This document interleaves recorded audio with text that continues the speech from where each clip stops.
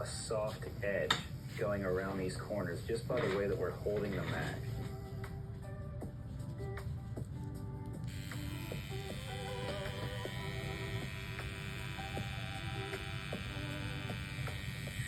You can see that it naturally lightens up the further going in, just because we're holding it this way and the natural curvature of this mag. Then to get into the points, we could just go in with the corner of our mag.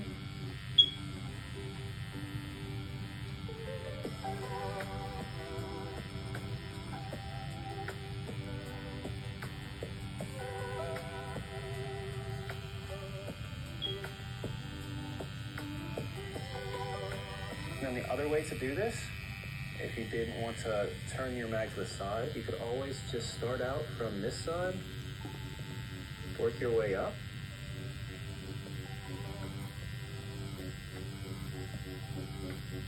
then fade it out by working it this way as well. So you either hold your mag to the side like this,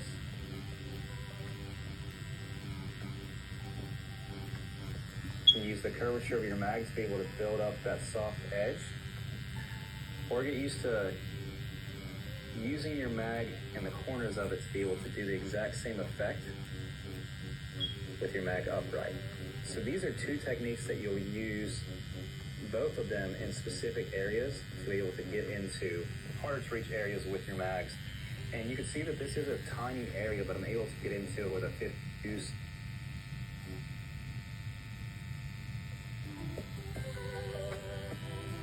So the next thing I want to point out is using the mag to get a hard edge on one side and a soft edge on the other.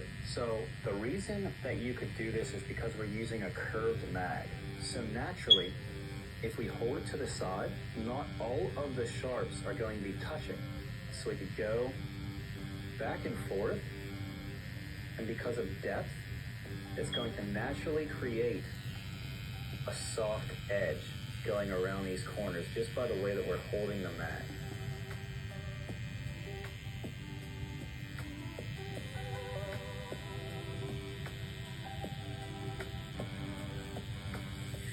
You can see that it naturally lightens up the further going in, just because we're holding it this way and the natural curvature of this mag. Then to get into the points, we could just go in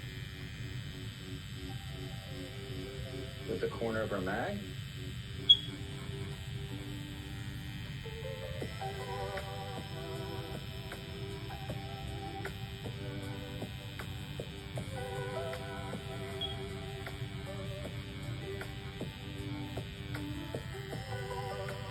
And the other way to do this, if you didn't want to turn your mag to the side, you could always just start out from this side, work your way up,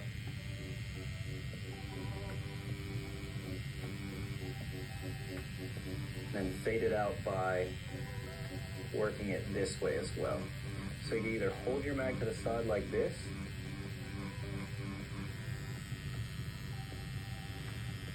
and use the curvature of your mag to be able to build up that soft edge, or get used to using your mag and the corners of it to be able to do the exact same effect with your mag upright. So these are two techniques that you'll use, both of them in specific areas, to be able to get into harder to reach areas with your mags. And you can see that this is a tiny area, but I'm able to get into it with a 15 just by the way I'm holding it.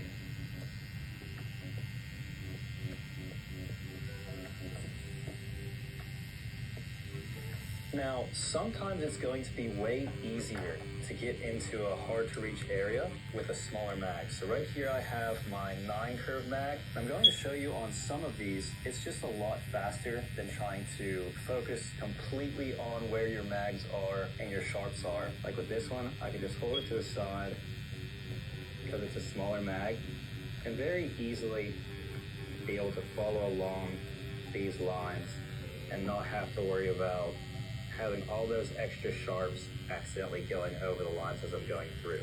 So you can see it's a lot faster because there's less kind of control needed to go through these areas. But it does take some time switching out your cartridges, so it's good to practice with both. Another thing, you always want to use the corner of the mag that's closest to your opposite hand. So when I'm using it right here, I'm going to use this side. I don't want to kind of go this way because it's kind of hard to kind of see everything that's going on. You want to make sure that you have a clear view going through. Also, whenever you are holding your mag to the side, if you don't hold it at an angle like this, and all the sharps are going into the skin, and you go this way, it's going to completely slice up the skin.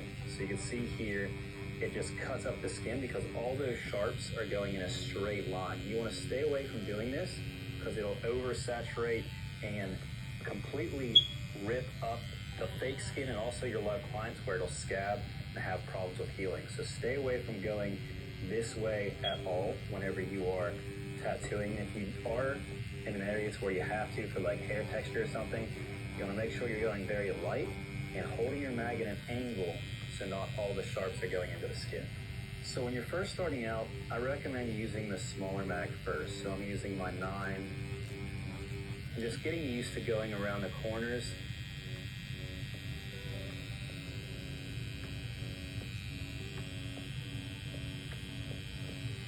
And working up the tones. I'm just using solid black for this one so it's easy to see.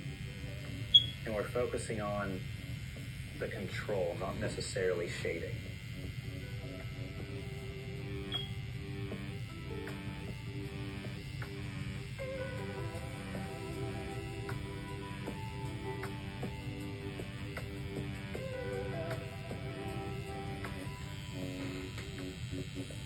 And then when you're getting more comfortable, you could switch off to a bigger mag. With the bigger mags, it's always going to be better because it's going to have smoother shading when you're going through with your practice. So it's very important to practice with the smaller ones, but also get used to those bigger mags as well. So we're going to go through some of these with our smallest mag first, and then we'll work up to our 15. So we'll start down here.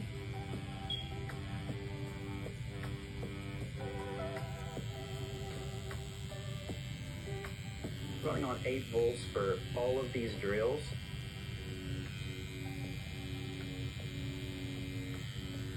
And we're just focusing on staying in between these lines.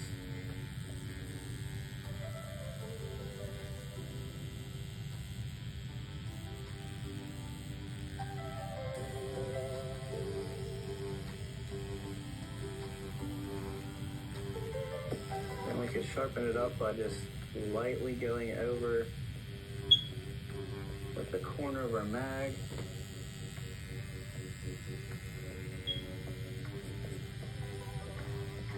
We'll do one more of these.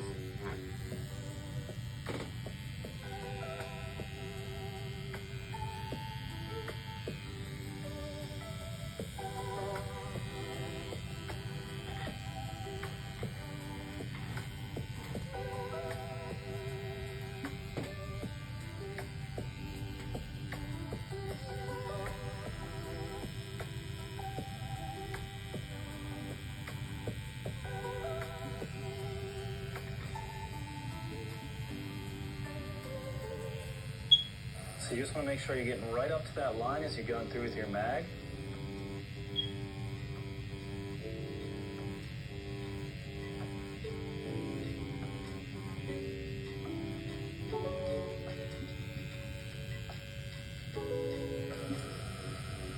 And just focusing on not going over the lines at all.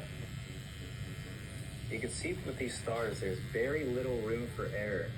So this would be really hard to do with a 15 because you just don't have enough room.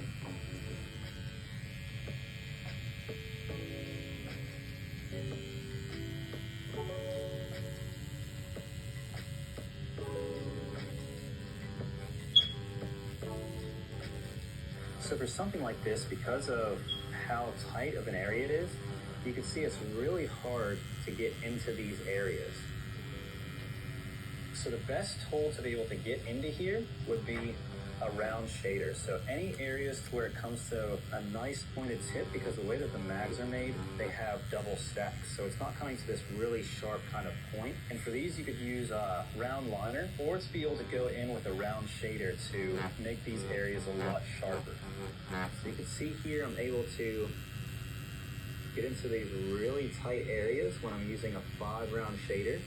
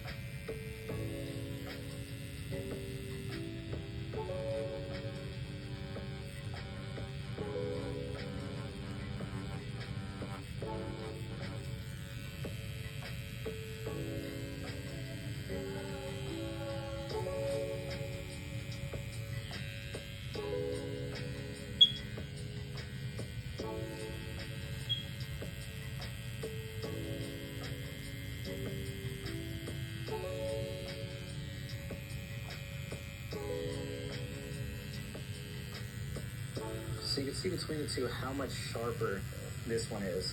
And even when you're going through with your shading, you can come back with your round shader and really sharpen up the points of these. So anytime something comes to a really sharp point, you want to make sure you're getting in there with your tiny needles, either a round shader or a liner, to be able to help out with the sharpness.